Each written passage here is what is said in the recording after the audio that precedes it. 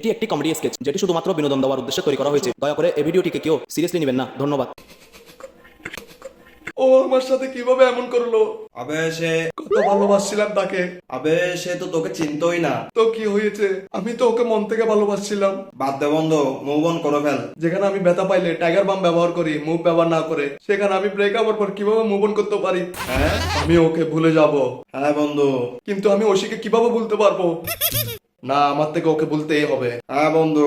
কিন্তু ওকে ছাড়া আমার কি হবে? আবে চপ। আমি ওকে দেখাই দিব কি? আমার স্ট্যাটাস।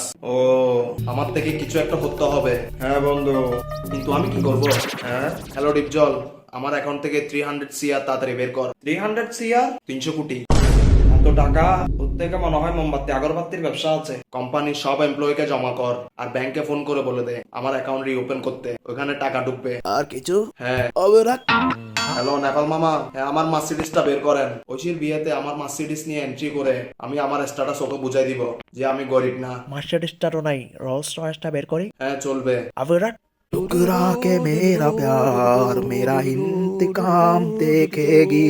মার্সিডিস, 300 কোটি, কোম্পানি, এত কিছু তোর থেকে কিভাবে আসলো? আরে বেটা, এগুলো তো আমার কাছে অনেক আগে থেকেই ছিল। আমি শো অফ করতে পছন্দ করি না, এই জন্য কখনো বলি নেই। আর গরিবদের দুঃখ বোঝার জন্য আমি তোদের সাথে চলাফেরা করি। আচ্ছা, তাহলে আমি তোর থেকে 200 টাকা পাই, ওইগুলো দে আগে। মাত্র 200 টাকা? আর বেটা তুই তো সিরিয়াসলি নিয়ে ফেলছিস আমার কথাগুলোকে। আমি তো চাপাবাজি করতেছিলাম। হ্যাঁ ওর বিয়ে হয়ে যাচ্ছে, এই দুঃখ ভুলানোর জন্য আমি চাপাবাজি করে নিজেকে সান্ত্বনা দিচ্ছিলাম। বেটা তোর থেকে কি আমার চেহারা দেখে মনে হয় যে আমি কখনো 200-300 কোটি টাকার মালিক হতে পারবো? না। আমারও কিছু একই চিন্তাধারা। হ্যালো। হ্যালো বন্ধু, ঐশীর বিয়েতে আমাদের সবাইকে দাওয়াত দিছে, তুইও চলে আসিস। ও আমার মনে কষ্ট দিয়ে এখন বিয়ে করতেছে, আর তুই কি মনে করছস আমি ওর বিয়েতে দাওয়াত খাওয়ার জন্য যাব? না, কখনোই না। আমি ছেঁচড়া না, এটা হেঁটে তো একেবারেই যাব না। আমার জন্য গাড়ি দিতে হবে, তারপর আমি যাব।